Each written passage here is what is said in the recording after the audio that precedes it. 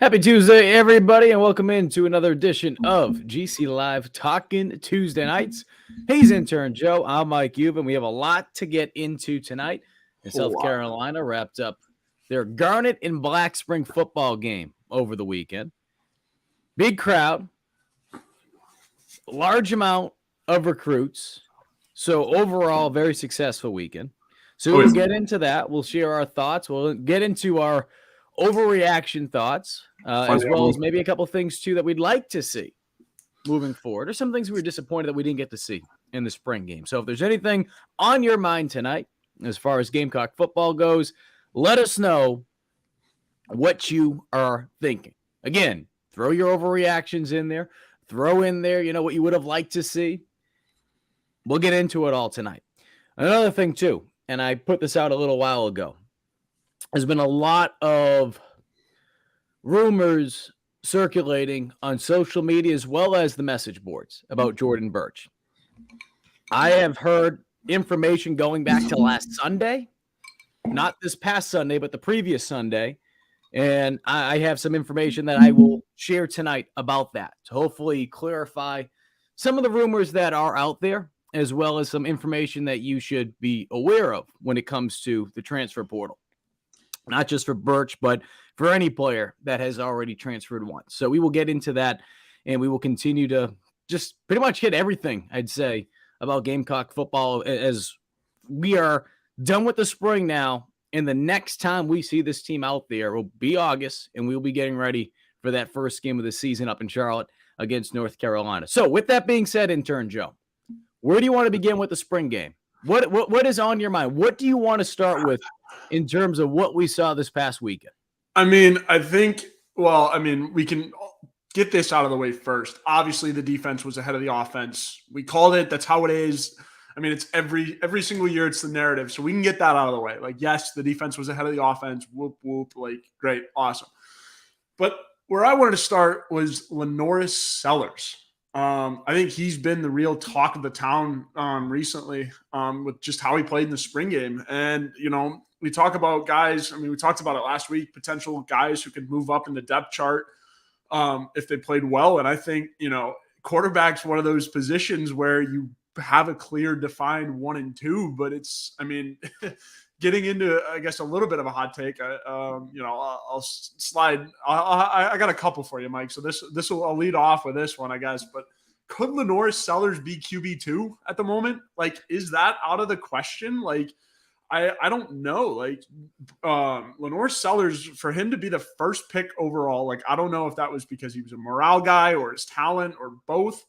But for him to be number 1 overall and then go ahead and do what he did, the one play where, he fumbled it and then picked it up with his hand, just way out here and, threw it through a dot, that's impressive. And not to say Luke Doty didn't look great, but also we've seen what Luke Doty can do. And it's pretty interesting, I guess, the case for Lenoris Sellers to be QB2 because it was Doty's spot all leading up to this and all of last year and everything. And granted, but it's weird to have a true freshman like that come in and do that. And maybe it's stereotypical spring game true freshman. Ooh, this kid's going to be good. Or is it actually, is he going to be QB2? That's kind of what I wanted to lead off with, Mike. All right, let me be the wet blanket in the room.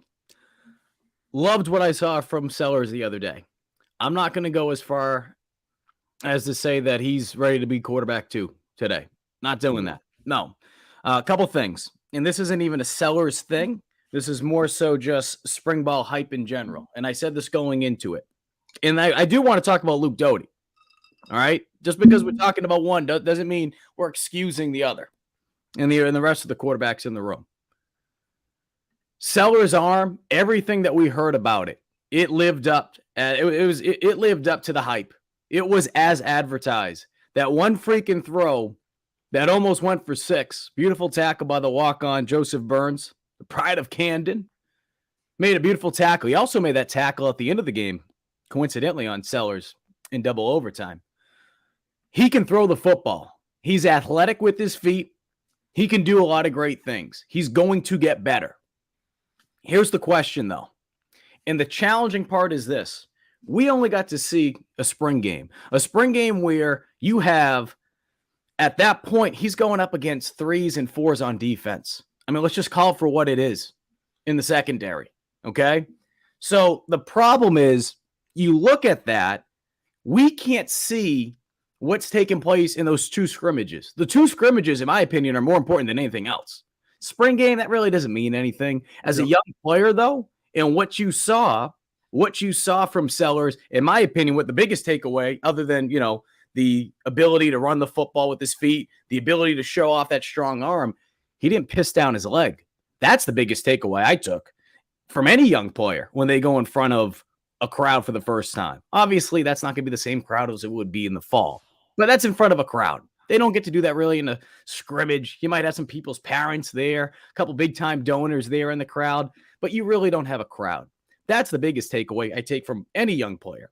So I say that because the biggest things, and from talking to people close to the program, as far as what Seller needs to do in order to get to that point, I'm not talking about just being, the second quarterback, working his way up to the depth chart, but to potentially be the starting quarterback of this program in the near future. He needs to continue to develop his reads, going through his progressions, and continuing to trust his eyes downfield. It's natural at this stage of the game for a freshman to be at a point like that. I mean, think back to when Doty arrived, and a couple of things I remember Marcus Satterfield talking about that they were working on. I think it might have been 2 years ago with Doty, continuing to work with him with his progressions and looking down the field. So I say that because there are things that Sellers does right now from just strictly from an athletically. He can throw the football. He's got a friggin' cannon. Coaches are going to trust players that they feel like can read the defense. If he can do that, if he continues to do that, and he's only been given a small sample size. You get 14 practices, and then you get the spring game, right? And then 2 of those are the scrimmages as well in there. If he continues to develop throughout camp, I think it's hard not to look at him and say, man, if he gives us the best position it puts us in the best position to win, and we feel like he should be QB3, QB2, and continues to work up, absolutely. But right now, let's slow down a little bit. Let's slow down. And that's not to say he cannot get to that point this year. And you also think about the other parts of it. Rattler's going to be your starting quarterback. I don't want to hear anyone tell me, oh, the packages are throwing him. Stop it. Stop it. Stop living in freaking fairyland. Okay, we're not doing this. If you're going to redshirt him. But that doesn't mean if you go into this season, even at the start of the year, and he's not the second quarterback, that doesn't mean you can't still bump him up to the second quarterback at some point, depending on how things play out. Yeah, I mean, and again, that's what I kind of figured. And I liked your point about the scrimmages, right? It is about how you play internally. And Beamer's talked about that during the season. It's like, guys are going to get runs if they play well during the week. And we saw that a lot on defenses where, there were some change-ups in the middle of the year in the starting lineup, or even like with the rotational guys, because different guys played well during the week. And I think, Lenore Sellers, it's not unrealistic to say that he might be quarterback number 2 by the end of the year. But after a good spring game, like it's just hard to judge. And I get that it's eye candy. It really is, because you finally get to see it out on the field, and you're like, and that's part of the spring game too, is everyone gets excited about all the recruits that were brought in. And I mean, it's really exciting for, the South Carolina program, because they have been doing as well as they have been in recruiting, especially in this last cycle. So for all the early enrollees, it is eye candy. It's all, like, oh my gosh, I finally get to see him. And Sellers was one of those guys. And for him to play well, obviously those are some of the debates that are going to come out of the spring game. So I don't think it's out of the realm of possibility that, he might make QB2 by the end of the year. But I think just with Doty's, experience and veteran presence, and also too, Doty has been like, it's hard to put a true freshman who's only been here for a semester, like say, all right, he's QB2.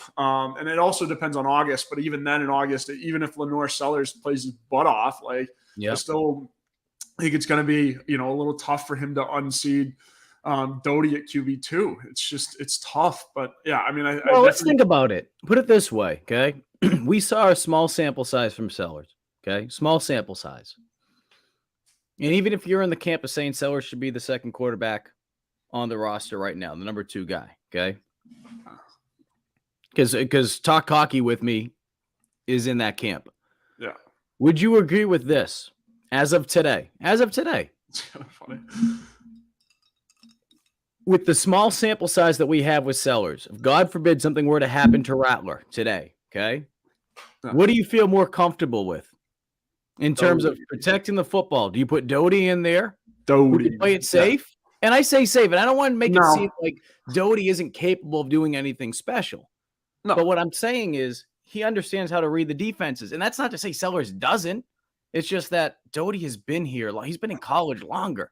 It comes with time. It comes with knowledge that you would get over experience during your time in college. So I think with Doty, and probably where it's going to be heading into camp, and what Sellers is going to have to overcome is just the fact that Doty has that knowledge. And that's not a slap in the face to Sellers whatsoever. It's just the difference. And that doesn't mean Sellers' ceiling isn't higher. Say that 5 times fast. But right now, I just feel like, and again, you can disagree with me. That's all right. What Doty did the other day, and I'm not sitting here trying to defend everything that he did. It wasn't anything. I was hoping to see more from Luke. I was. There were a couple drops out there. And Beamer, that was one of the first things Beamer mentioned after the game when talking about Luke. And I'm glad he did. But one thing I did notice that Luke did better was reading his progressions. I thought he did a good job. You see Tanner Bailey threw some good footballs as well. And this isn't trying to bring down Sellers by any means. I'm telling you right now, there's a possibility that, come week 1 or at some point this season, he could be the number 2 quarterback. But the whole point being is where we're at right now, who do I feel more comfortable with? That trust, it would be Doty. And that's just because of the experience factor. And Mike, here's the realistic thing, right? Like you go to Doty because of the experience, but if Doty doesn't, produce, or if the offense, say, throws a couple interceptions and doesn't do well, then why not give Sellers the shot, right? Like he's the firecracker and whatnot. Yeah. Like, I mean, if you're down in a game, Spencer goes down and, you need a spark and you throw Doty in there and he just can't seem to get the offense moving, why not go to Sellers? But I think, if you need that experience, you need somebody who's been in the offense, been in the program. And I mean, plain and simple, it's Doty right now, but so timeout, Wayne, real quickly. So you talk about how Doty has more interceptions than he has touchdowns. That's actually not accurate. He's got 9 touchdown passes and he's got 8 interceptions. I wasn't great at math, but I mean, 9 is more than 8. Number 2, 2020, when Luke had to come in and he had to replace basically a team. He came in to be a quarterback for a team that was already mentally checked out, had lost their head coach. At that point, the team had checked out. It was bad, okay? So you see that following season, 5 touchdown passes, 3 interceptions. That was also the year that he was coming back from a foot injury, from training camp, where he wasn't the same Luke after. I think we can all agree on that. He was not the same Luke. And what happened eventually? That same season, he had to get surgery that ended his year. So last year, 2 for 2. I'm not going to break down every friggin' throw that he's ever had in his career. I'm not saying, but he's coming back from an injury. And as I've said many times before, it doesn't matter what the position is, especially on offense. When you're coming back from a lower body injury, the mental challenge that you have to overcome every time you make a cut, especially as a quarterback. So my whole point is this. I just don't feel like we've been able to see the Luke Doty that we all expected when he arrived at South Carolina. And that's not to say that he will get back to that point. But I just felt like we haven't been able to see it yet.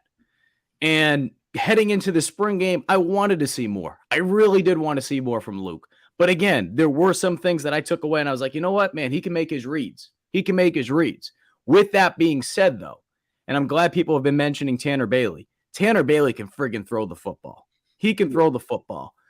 Sellers, for a freshman, the way he rifles that thing, the way he looks out there in terms of his composure, you should be excited about how your quarterback room's looking. Never mind the fact that you have a 4-star in Dante Reno, who's going to be arriving next January. That quarterback room, which who knows, a guy or two outside of Rattler, of course, once he leaves the program next year, a guy or two could be leaving the program. Portal's always there, right? You should be excited about how this room looks right now. And regardless of how things play out for Doty this year, I think just having him in that room, whether he is the second quarterback going into the season or into the year as the second quarterback, or Sellers go, whatever the case may be, having a guy like that in the room is huge for South Carolina, especially for the younger quarterbacks. Yeah, no, I agree. I think, and going to Big Red's question, would you put DK in over Sellers based on experience? I liked this question a lot.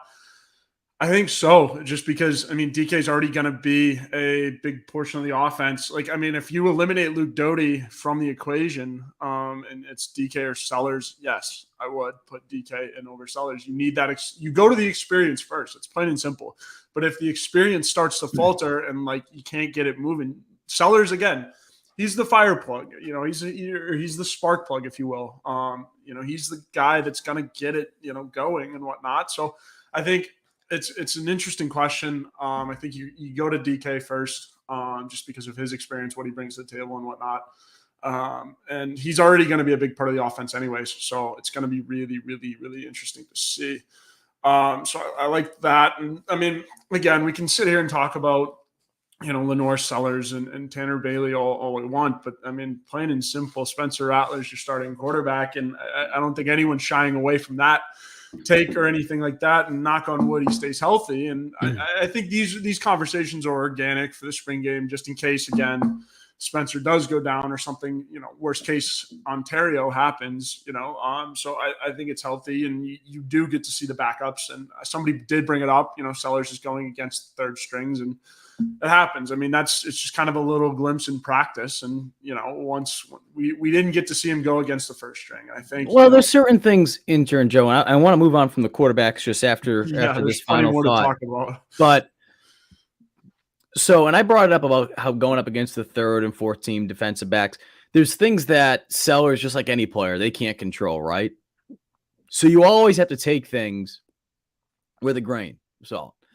You look back a couple of years ago when Jason Brown just had a phenomenal spring game. It was the same thing. Same thing. Some people were ready to name him QB1 after the spring game. And I bring that up not to say, okay, Jason Brown and, you know, Sellers are the same person, because people friggin' do that. No, that's not what I'm saying. What I'm trying to get at is there's some truth in between there with what you see out there on the field compared to what you're actually not seeing in those close scrimmages, in those practices. And the difference here, of course, with Sellers is he's a freshman. And the hope is that the things that he needs to work on, again, talking to people that are close with the program, the things that he needs to work on are things that he's going to be able to develop over time. You can't teach someone to throw the football the way that he throws it. You can't teach someone to be able to have that knack to just be able to take off and be able to get chunk yardage like he has been able to prove in his short time here. And it's not just the spring game, but going back to spring practices. But being able to go through your progressions, that's something that you can teach. But he needs to be able to continue to work on that. And I think that is something that he's going to be able to pick up over time. Because if he can, again, think about that quarterback room. You're going to have Reno there. Reno's going to be pushing him. He's going to be pushing Reno. I mean, you should be very excited about what this quarterback room is going to look like next season. Not saying you can't get excited about this season, but next season in particular. Big Red says, would Dante Reno get a good shake at quarterback because of the recruiting work? I think, look, all that stuff that Reno has been able to do from a recruiting standpoint, once you get on campus, it means nothing. It means nothing. It really doesn't. I can tell you right now, because we just did an interview with Reno last week, and we're going to be doing multiple interviews with the commits for the class of 2024, and you'll be able to see them over the next couple of weeks, is that Reno is determined to come in here and do what he can to help the team, but he wants to come in here. He wants to be the starting quarterback. And all these guys have that mindset. And that's the type of mindset that you want. I've said this before. I know it pisses off some Gamecocks, but it's a good comparison, especially with a program that's right up the street from you. One thing that has really helped Clemson, I know they've been able to be very good on defense but quarterback in particular, they have been able to generate that next man up. Certainly you get a guy like Trevor Lawrence who comes once in a blue moon. But the point being is, even when Lawrence went down, Lawrence had to beat out Kelly Bryant. Chase Bryce was there, who's been a starting quarterback at some Power Fives over the last couple of years. So I bring that up because you're able to get a guy like Reno in here. Who knows how things play out? Yeah, but with all that, it's not gonna make a difference. And he was able to put a tweet out. That's not gonna make a difference about playing time. I mean, I think to Big Red's question, no, I don't think it does. I mean, obviously it helps morale within the building. Sure, like the team chemistry, because he is recruiting all these guys. But I mean, you brought up the next man up. I think that's why all the hype around Sellers is coming to a forefront, right? You have a player that's electric as Spencer, and then you see, a highly touted recruit come in and do that in the spring game. It is that next man up, and it's something South Carolina hasn't had in forever. I mean, maybe a little bit with Ryan Holinsky and Doty. I don't know, but it's nothing like this. So I think putting the finishing touches on the Sellers thing. That's why everyone's excited, because he is the next man up. And then you do have a guy like Dante coming up within the ranks. It's going to be a stacked QB room next year. I'm really excited to see what it brings. Intern Joe, let's move back to running backs, because I've seen some people crying about the running back room. Okay. Crying that they need to hit the transfer portal and find a running back. Now, let me preface it. If South Carolina can find a good running back in the portal, absolutely. Absolutely. Why not? Right? Do whatever you can to be able to help your team. And that's certainly a position that they're very thin at in terms of proven talent. But again, from this spring game, it was a mixed bag. So from a running standpoint, do the running backs really produce? No. But at the same time, too, you have offensive lines up there, offensive lines that aren't going to be playing with that person next to them, right? There's going to be some guys up there. But my point being is, you had guys, one's going out there with twos out there with one. It was a mixed bag. So there were things that I saw in that game that made me say, wow, you know what? That makes me feel a little bit better about that situation at running back. To Carry-On Joyner, man, he looked the part. He came by a Garnet Trust Bourbon Society event last Friday. Had a chance to see him for the first time in terms of just being close to him. He's put some size on. And as we saw in that spring game, he can run people over. Mario Anderson, talking about Sellers and how players are coming along. I really like Mario. I think Mario's going to do some good things. And as we've seen over the last couple of years, we've talked about it, Intern Joe, Beamer has found ways to find those diamonds in the rough. Yeah, when it comes to smaller school players. And they've done really good here. I mean, it's not Talking Tuesdays if we don't bring up Assumption College and Carlin Patel. We know, we absolutely know about Beamer finding the diamonds in the rough. You talk about Juice Wells going to James Madison. Yeah, absolutely. So transfer portal already has like 100 some odd players. I mean, it just keeps growing. It's over 100 players in it right now. And so I'm really interested to see what they can do for depth at running back. I think they have all kinds of talent. It's just about who steps up. And I mean, knowing this offense, it's going to be designed around your quarterback and your wide receiver, plain and simple. And you need running backs that are going to get the job done on the ground, because it is the SEC. And if you don't have a good run game, you're not going to win, plain and simple. But I think, with the amount of talent that's in the portal, and we'll get to a little bit of, I guess, portal talk, if you can call it, in Burch a little bit later. Because I feel like that's the worst kept secret going around right now. But I think there's plenty of talent in the portal right now, and there's only going to be more. So if you're looking for more depth at running back, I can see that.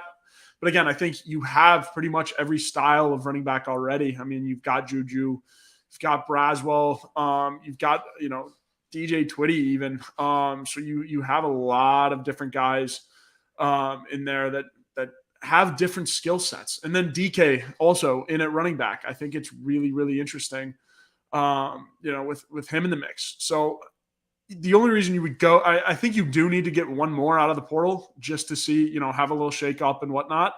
But you have plenty of talent there. You need it for depth in case somebody goes down. And look, and I know people don't want to get into their freaking heads because they keep thinking it's the SECs of the late 80s and the early 90s. It's not the case anymore. You don't need someone running the football 25, 30 plus times a game. And as we've mentioned many times before, there's always going to be that outlier. There's always going to be that player or two who does run the ball. That receiver, never mind tight end, which we saw with Trey Knox in particular. You have the ability to throw the football down the field. Yes, you still need to be able to run the ball. Yes, you still need to be able to run the football. Don't get that misconstrued with what I'm saying. But you don't need to have a running back that runs the ball 25 plus times. All right? The game has changed. The game has changed. I will say this, though. With what we saw from Joyner, we mentioned Anderson. Juju, we didn't see him out there too much, but I'm not super concerned with that because, again, it's a spring game. They're going to let the other guys get more touches. Joyner has been getting a lot of touches, though. Even going back to that first scrimmage, from what I was told, Joyner has been getting a lot of touches, and Joyner has been consistent. That's something else that we need to make sure we're mentioning. What Joyner did in that spring game the other day wasn't anything that you're going to go home and be like, man, I got to go see that highlight again on YouTube. But what he's been doing throughout the entirety of the spring, going back to those two scrimmages, he's been consistent. That should make you feel better about it. Yeah, I agree. And I think Juju is that guy. He's going to get the number one looks, and rightfully so. Super talented kid. And really, I guess, we talk about that spark. It helps at running back when you can have a guy that can, get outside. And I don't see them sending Juju up the middle on 3rd and 1, just with his size and whatnot. But I think, to fit in with this offense, you're going to need a couple, 5, 6, 7 yard gains going to the outside. And I think, too, to Kingston's point, the offensive line does need some work. The running backs are going to be as good as the offensive line is, plain and simple. Correct. I mean, I think, Juju's ceiling is as good as the offensive line is. And currently with Nichols, it's tough. I like the thing about Jada too. That one really hurt because Isaiah Jada is really talented. But yeah, I mean, again, I think Juju's your guy. That's why you didn't see him that much. Excuse me. But it's really it's going to be interesting to see who gets the number 2 reps and who. I mean, because Braswell is going to be your short yardage guy, I would assume, and maybe a little DK Joyner. But again, I don't see them trying to, have him, run it up the gut and get stepped on and whatever. So I don't know. Again, like I said, I think the only reason you really hit the portal is for depth, and just in case somebody goes down. Depth and you can bring an experience. And I think, some definitely. People that are commenting on the show, I think, I agree with you in this regard. Don't just go out there just to add someone for the sake of adding someone. But if you feel like they can bring obviously something to the table, but the experience part to me is always big. Look at it kind of as a 1-year rental, right? If you feel like they're going to be able to help your team for this season and it's only going to be 1 year, why not take advantage of it? Why not? Now, is that a pain in the ass sometimes when you're talking about projecting, okay, what's next year going to look like? But at the same time, too, this is the world we live in.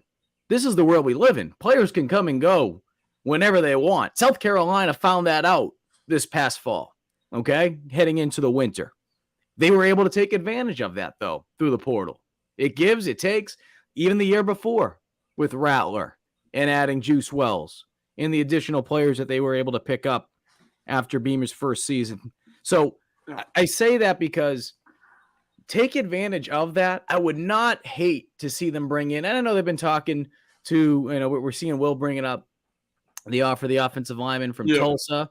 There's also been a linebacker. I should know this at the top of my head. Is it BYU or is it Washington? I think it's BYU. Or maybe it is BYU. I have no idea. Losing my mind here. As am I. When it comes to all the recruiting stuff, Chris and Wes take care of it. Yeah.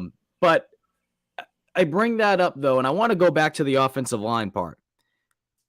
With Nichols, it doesn't look good, and you pray that he's going to be able to get back out there. You pray. Doesn't look good right now. One thing, though, and intern Joe, we've talked about this multiple times this spring. I hate that we have to talk about it this early, but we've talked about the beauty that South Carolina has with the offensive line this year. Even though you're losing pieces, again, we've mentioned this number before, you're losing 60% of your starting snaps from a year ago. You are bringing back players who have experience in starting games from this past season, but across the board, that core group, it's going to look different. Bringing in a guy like Nick Gargiulo. Gargiulo is a guy who played guard in the spring game, worked a little bit at center, I believe, too, but he's worked at center throughout camp. But in addition to that, he played this past season at Yale at left tackle. Or excuse me, 2 years prior, he played at left tackle. And then he started, of course, this past year at Yale at center. So I bring that up because you have a guy that can play friggin' anywhere on the line. So if God forbid, South Carolina needs to shuffle some things around. Oh, man, this guy can't play left tackle the same. Hey, you got Gargiulo. And Gargiulo to me is the guy that can keep this, not just the offensive line, but going back to what you said about the running backs, it can help keep this offense in some type of form. Yep. I'm not saying that he's going to be able to do, the same amount of work that a guy like Spencer Rattler is going to be able to bring to the table for you, right? That ceiling. Yeah. But his ability to play anywhere on the offensive line, that can be able to help some things out if, God forbid, it is as bad as it appeared on Saturday night with Nichols. Yeah. Obviously, you hate to see it for Jalen Nichols. It sucks. And he was supposed to be one of the core guys in the offensive line. So it's really tough. I really hope he can get back as soon as possible. But I'm glad you brought up Gargiulo. If Nick Gargiulo played like a skill position, every time he touched the ball, I would encourage the student section to give the Gargiulo. But anyways, no. So I think it's Nick Gargiulo is big in a bunch of different ways, like you just said. Like I think he's big for chemistry because he's been there, he's done that. He was the captain at Yale, and that's a really big thing over there. And to be able to come down to USC and kind of let it go a little bit, like his mullet, and then he gets to be himself a little bit, be the bad man on the offensive line. I think it's huge. So it's Nick Gargiulo is one of the bigger pieces, and I think it was a great transfer portal ad because you don't have that experience at offensive line. You just lost a bunch of it, and there was a big gap in kind of the recruiting in the ends of the spectrum in terms of where you had experience and where you didn't, because you just ushered out one of the longest running classes of offensive linemen in your history. Like, I mean, that class of Eric Douglas, Jovan Gwynn, and those guys, they all, had started pretty much every game since their, redshirt freshman year. So it's crazy. It's hard to replace that. But when you have a guy like Gargiulo who's been there, who's done that, he can help at least usher in the next generation of offensive line. And I know recruiting-wise, especially this 2024 class, it's getting pretty ridiculous with Cam Pringle.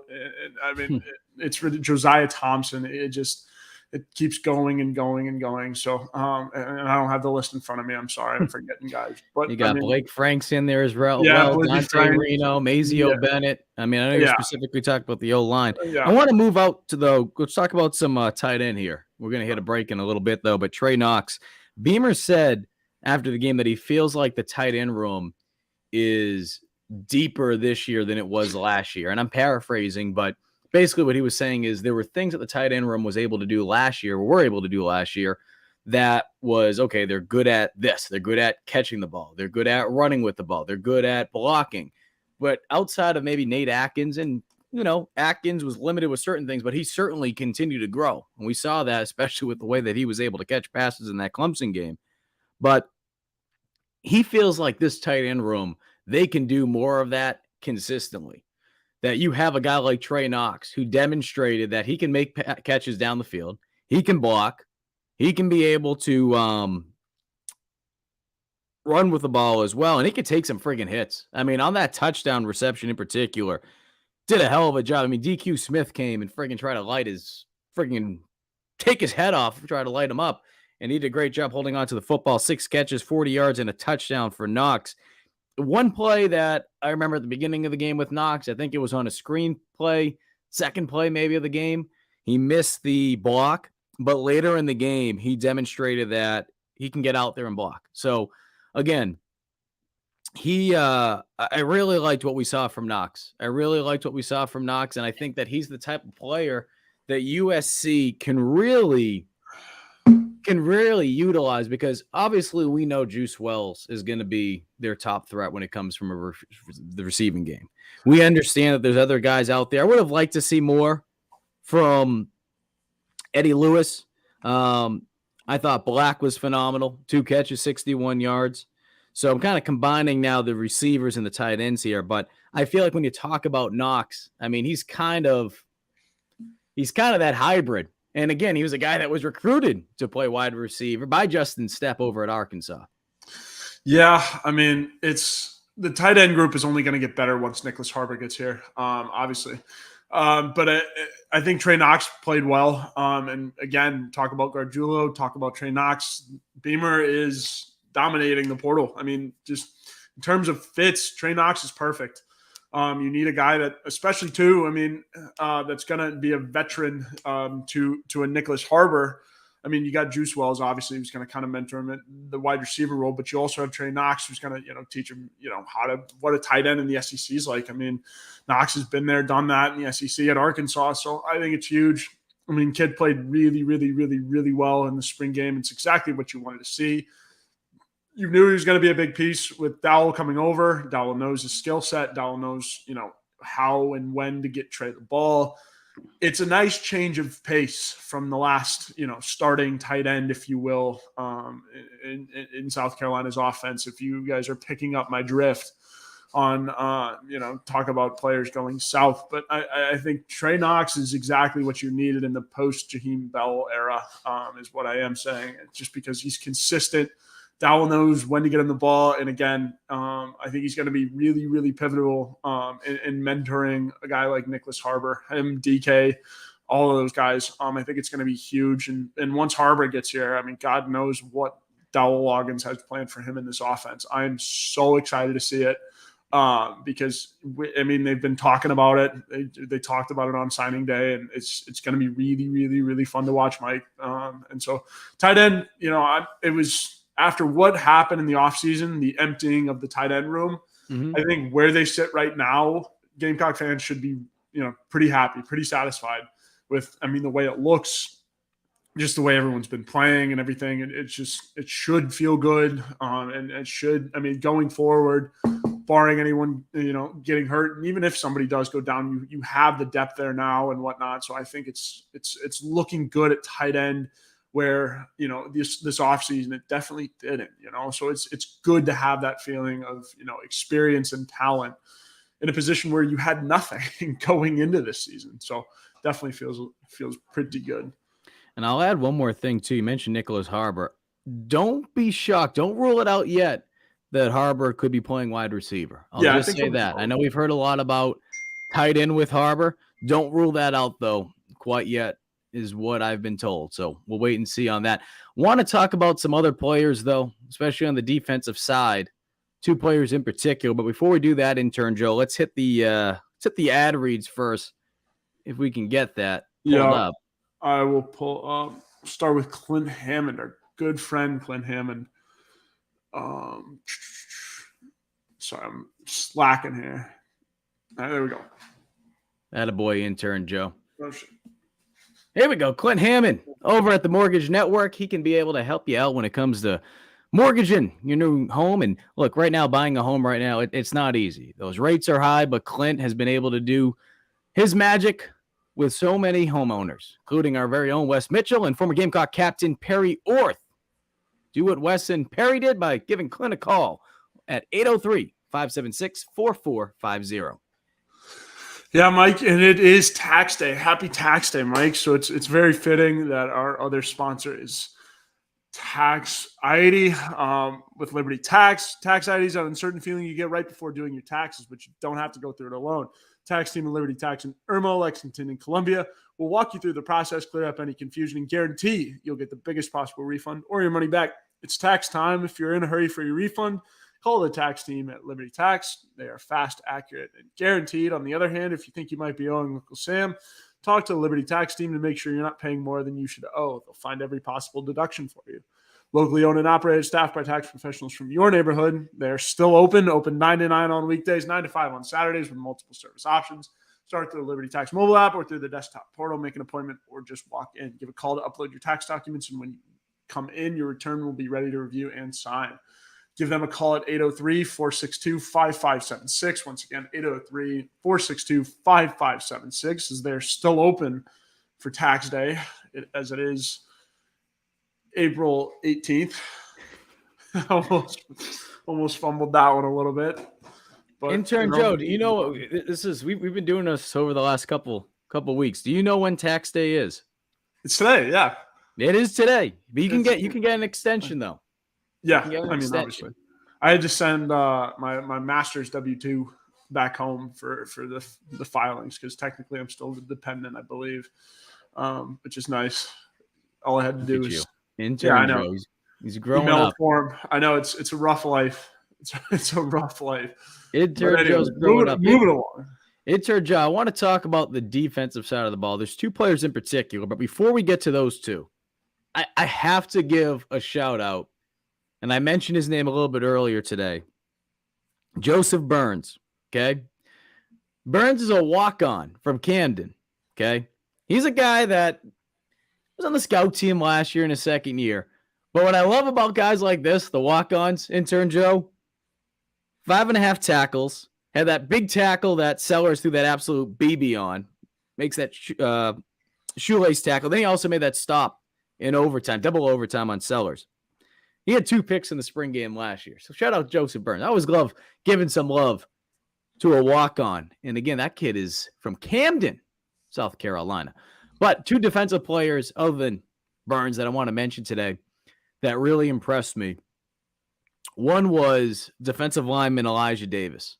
Mm-hmm. Typically, when you have a JUCO come in, there's a lot of things, especially at this stage, right?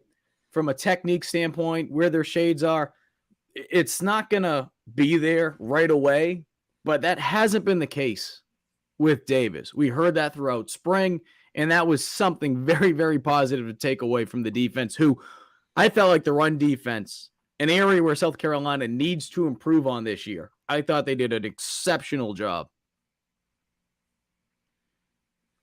Yeah, absolutely. No, I mean, I was also really impressed with Elijah Davis.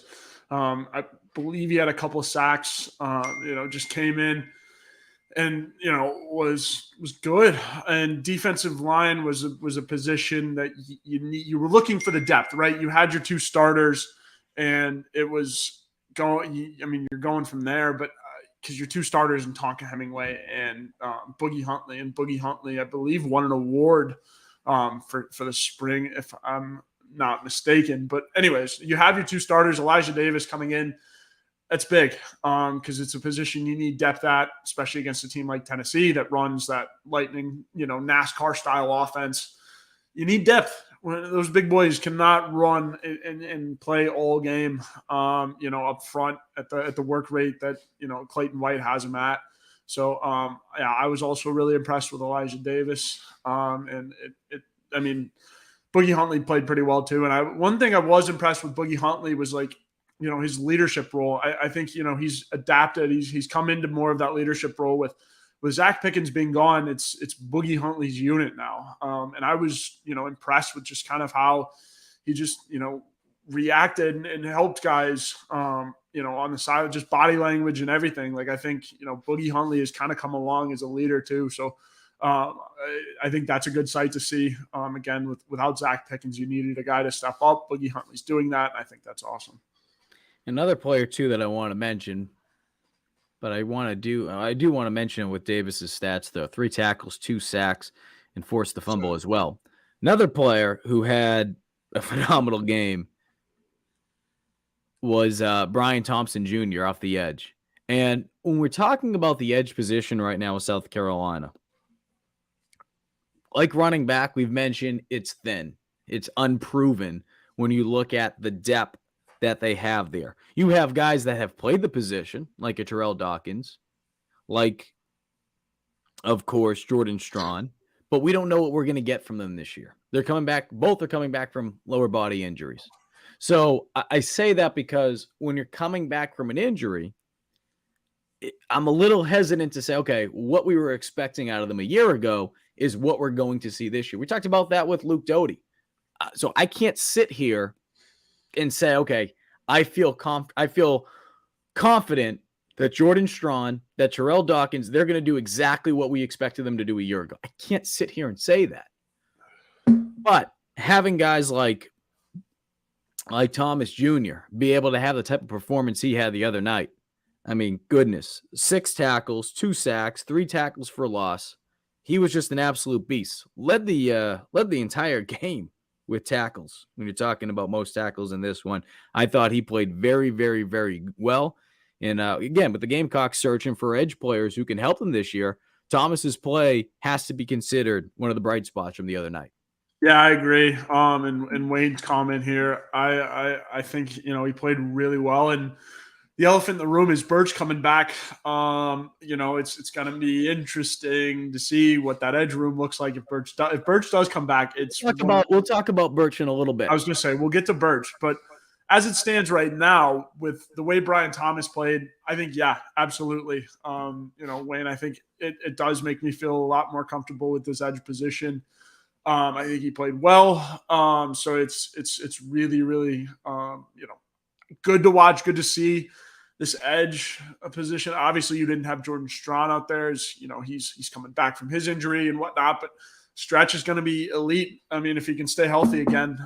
So I think this edge position is going to be, really, really, really good. And Brian Thomas just impressed. I think for a younger guy too. I'm happy for him because that's a guy. Because sometimes guys get lost in the shuffle. The next big thing will come in, and guys like Brian Thomas will get forgotten about. And so good for Brian Thomas stepping up and playing his worth for sure. And, he's going to be, a name to watch in the rotation this fall. Like I think, he's going to be very key. And we talked about it with the defensive line with Elijah Davis. I think Brian Thomas is that guy in terms of the defensive end rotation. He's going to be that next man up between the two starters. And regardless if Burch comes back, I think he's going to see the field a lot. So I was really impressed. I think he had a good spring, and hopefully he stays healthy and goes, has a good summer, because I'd love to see it. And I'm really happy for the kid. Well, you leave off on a good note. Head back into fall camp, and you got to just do it again. I mean, that's what it comes down to, just showing that you can be consistent at that position, and that you're not just the guy, okay, when it's a passing down, we throw you in there and you could be a pass rusher. Okay. We know certain guys can do that. That's what it comes down to. All right. So moving along, I do want to talk about the atmosphere the other night. I thought the atmosphere was incredible. I don't get so hung up on the attendance, the numbers.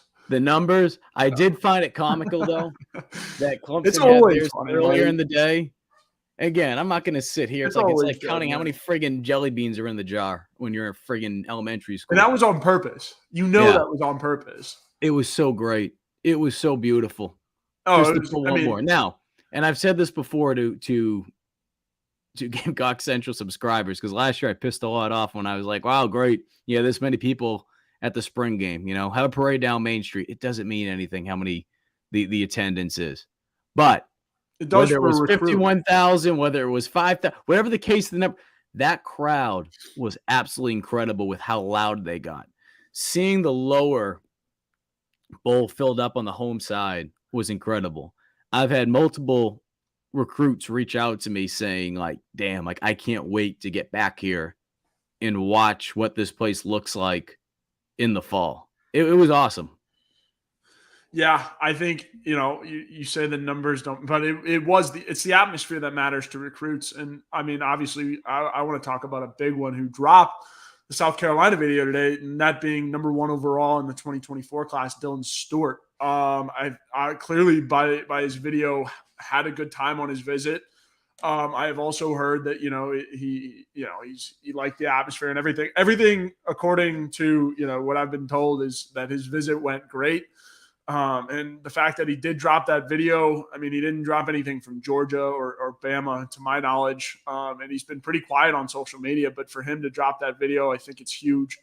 And South Carolina definitely has a lead on him. I feel like I can say that without getting crucified if he doesn't come here, but it's big, especially for that kid, number 1 in the class. I watched him play last summer. It's ridiculous how talented this kid is. And Sterling Lucas wants him bad.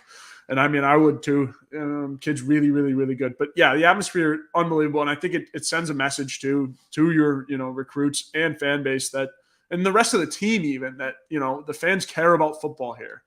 And like, this isn't just any other SEC school. I know there are a couple other SEC schools that have had problems with attendance in the past. And, the atmosphere in this freaking spring game, I think that says that, it's not going to be an issue here. You're not going to have to worry about attendance or fan support here.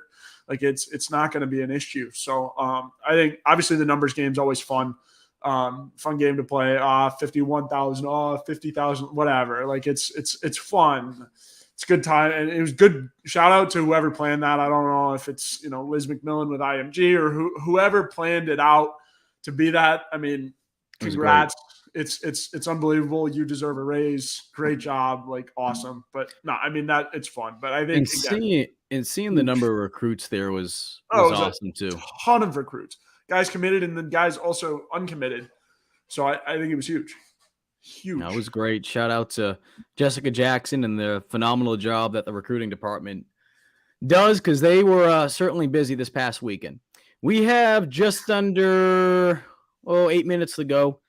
We'll hit on the Jordan Burch rumors, and then we will look at some of the questions that were submitted that we weren't able to hit on quite yet. This is what I'll say about the Jordan Burch situation. Okay.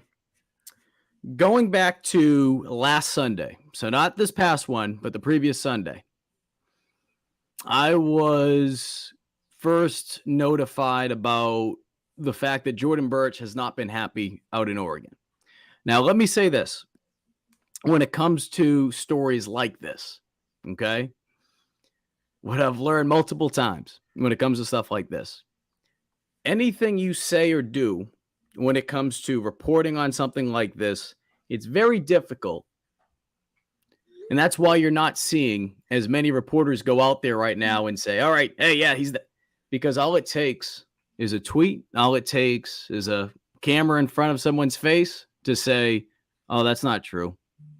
And if they don't transfer, then you can't prove anything. You can't prove someone's feelings just because you say, oh, yeah, doesn't matter who your sources are. Does not matter. So I say all that because what I can tell you is this. I have been told from people that are very close with him that he is not happy there. The reasoning behind it, I'm not going to sit here and tell you X, Y, Z. Could it possibly be just the simple fact that he's away from home? This is the furthest away he's been from home in his life. Is it the fact that, according to the depth charts, which it's a spring depth chart, he's the backup? Could that be? So I will say this, though. In the event that throughout the week, it kept picking up more and more. I kept hearing more and more about it. Over the weekend, heard more about it. And then social media started to pick up with it today. It's the worst kept secret. The worst kept secret. Yep. The reason we don't report on stuff like this is because, like I just told you, you can't really prove anything until there's definitive proof or someone wants to come forward and say, I'm not happy with something. But as we see, especially with the Gamecock community, rumors start to swirl all the time. And that's why I think it's important to hit some of these topics like this. I do want to bring this up, though, okay? In the event that Burch does want to transfer, to transfer twice, you would need a waiver granted. Now, I don't know exactly how many classes he has left. He could finish up at Oregon, and then he could be a grad transfer.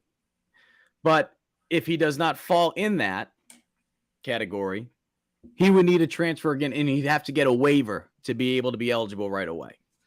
So that's where that stands. I know one topic that everyone wants to hit on from that. Should Beamer be able to, if you're Beamer, do you let him back? Do you let him back? Me personally, and it's not even the fact that it's Burch, I don't think you do. I don't think you do. And the reason being is if you do that and you have players that have worked their tail off all winter and they see someone go somewhere else and then come back, what message do you send to them? I know that we want to say, okay, treat them like pros now because they're getting, it's not the same. It's not the same because you're dealing with recruiting. That's where I stand with it, intern Joe. That's where things stand with it. But I don't know what your thoughts are on it. Yeah, I mean, it's definitely a tough scenario. I think it could go either way. I don't know. I mean, obviously he's talented, and it didn't really seem like he wanted to leave in the first place. I don't know. I mean, it's a tough situation to kind of judge because we know how, mysterious that Burch is and how kind of tight-knit they keep it.